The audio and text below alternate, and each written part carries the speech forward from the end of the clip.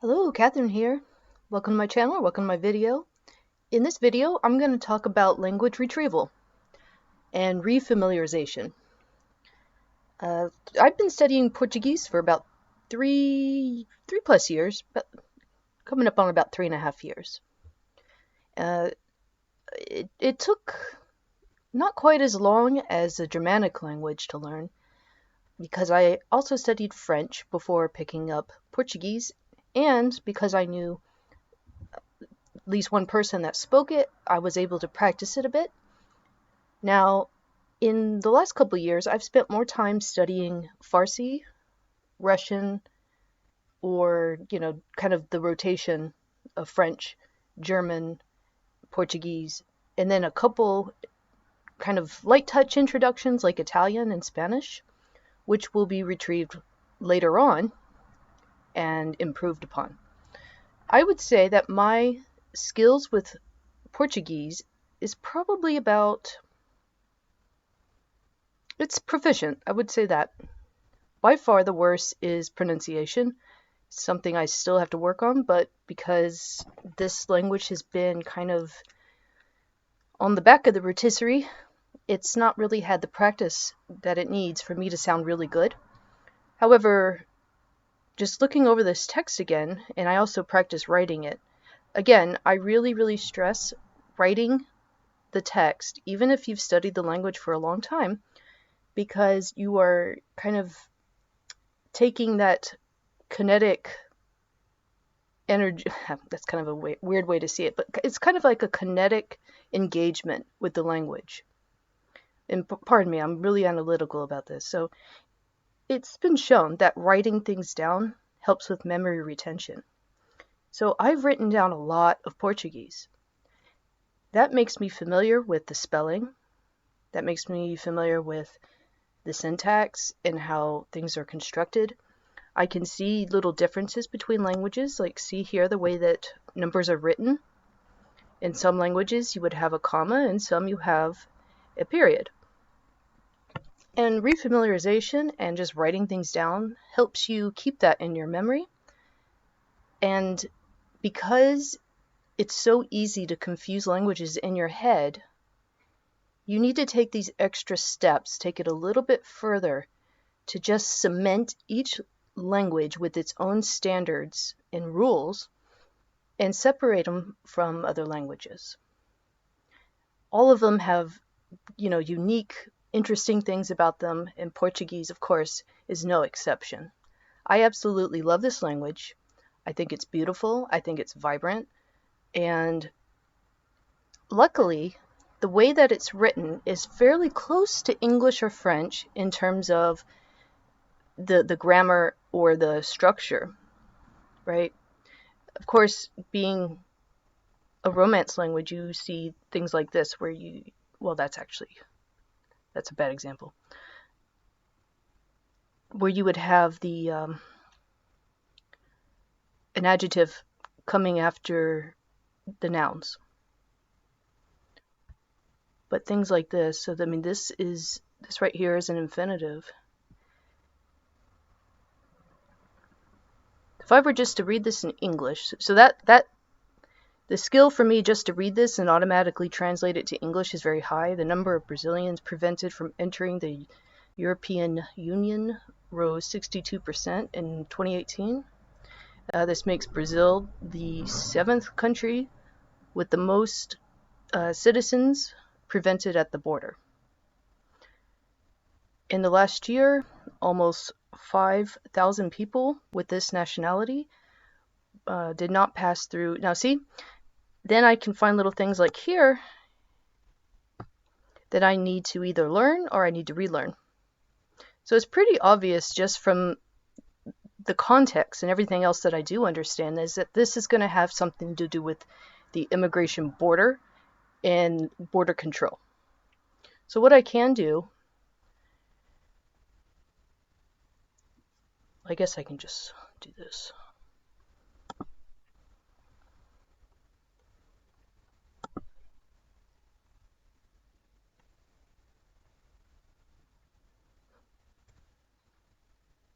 Okay, So border control. This is like the window where you go and I guess and talk to the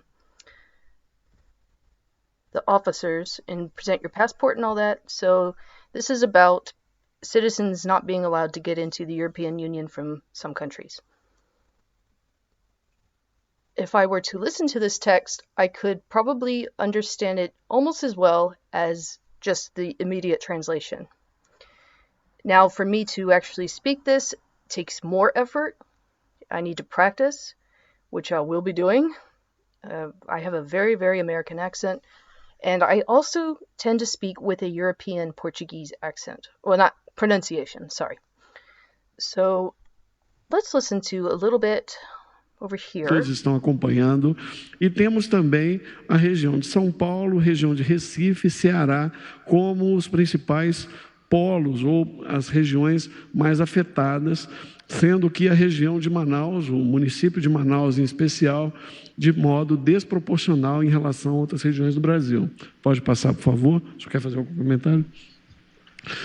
Do total de óbitos que foram incluídos ontem, uma questão que sempre vem à tona e a gente está tentando aqui por orientação do ministro para mostrar que esses óbitos eles estão sendo encerrados, são óbitos que ocorreram em momentos distintos, então todas aquelas pontinhas mais escuras são os óbitos que entraram de ontem para hoje. Okay, so this is obviously a demographic breakdown of who is the most affected. Well, this one right here, okay. I think that's by date. It's kind of hard to read.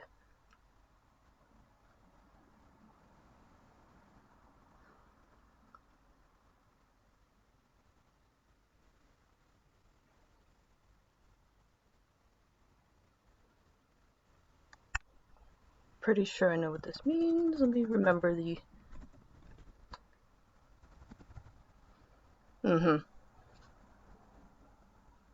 Ou seja, óbitos que ocorreram em dias anteriores, que eles conseguiram concluir as investigações e que foram plotados. So these are in the last 24 hours, and these are reported before the 25th of April. So again, this is a demographic breakdown. And then he was also saying that some areas are more affected disproportionately to other areas. Over here. So A would be, let's see, mortality. B for COVID-19 so that's 1 million inhabitants for each health region. I'm guessing that's broken down. I don't know about Brazilian's healthcare system. Sendo que a região não quer dizer que todos aqueles 338 ocorreram no mesmo momento de ontem para hoje. E nós estamos com um percentual de resolutividade bastante importante. 86% dos óbitos registrados até o momento foram encerrados, ou seja, foram concluídos com o teste diagnóstico. Pode passar. Aqui a distribuição por faixa etária. Nós temos 69% das pessoas acima de 60 anos com o Covid, ou seja, a maior... Okay, and if you don't know... What was that? I can guess what this is. Age group. Ah... A maior proporção ainda se observa em pessoas com mais de 60 anos. E dos grupos de risco, nós podemos observar que as pessoas com menos de 60 anos, a obesidade... So the ones that died, this many, 67%, presented at least one risk factor. So there was some kind of underlying condition. It looks like this one is like heart condition, diabetes, renal disease.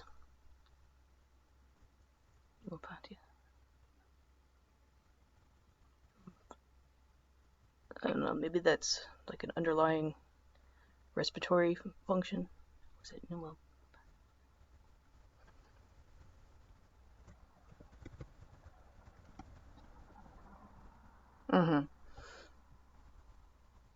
um fator de risco importante. Neurological disease, immunosuppressed, they have some kind of immunosuppressive disorder, obesity, and it looks like asthma. So this is a really good way to learn some really common stuff and kind of connect other areas like statistics and the way that demographic information is obtained. Again, remember that my desired proficiency is academic and formal, so these are the kind of things I would want to understand. What I could also do is put on the subtitles. There is no shame in watching with subtitles. This further reinforces the connection between the words in the spoken and the read. All of it comes together and reinforces each other. So I can listen to this now. E para as pessoas acima de 60 anos, as doenças crônicas, principalmente as cardiopatias. Pode passar? And again, remember that I am more familiar with European Portuguese, so this also allows me to kind of confront, if you will, the European Portuguese that I'm used to with the Brazilian. Doing this will allow me later on, as I practice, to switch to the Brazilian variant more easily. Um outro aspecto que nos chamou muito a atenção e que tem sido muito questionado na imprensa é a questão entre o registro do óbito no cartório e o registro do óbito dentro do sistema e do sistema de informação que nós dispomos, né? Nós trabalhamos com os dados que nós recebemos dos estados e dos municípios. Nós não criamos dados no Ministério da Saúde. A gente analisa o dado recebido e estamos trabalhando com a rede de cartórios, com o portal da transparência, e nós observamos que os dados do Covid estão muito próximos. See words like this right here, pronounced differently than European. Listen to the D's. Estão muito próximos. Os dados observamos que os dados do Covid estão muito próximos. Os dados registrados no sistema. Possivelmente, nós temos dados que ainda... And also the T there, right? Mensch. Instead of just ment. It's very, very different. So it takes a little bit of extra effort to pick up on this. Now, I will say, if I were starting from the beginning, that I would have started with Brazilian. Brazilian is easier to understand, in my opinion. It took a long time to understand European Portuguese, and even now, I would say that it takes a bit of effort for me. Just because it's hard to kind of parse the consonants, the vowels, all of it. When I'm listening, it's kind of like French. French is also difficult for me, for the spoken comprehension, because sometimes I'm not sure if the word I think I'm hearing is what they're actually saying because of the pronunciation rules. And I'll notice that some speakers will be somewhat different in their pronunciation, so I'm kind of unsure where I stand then, right?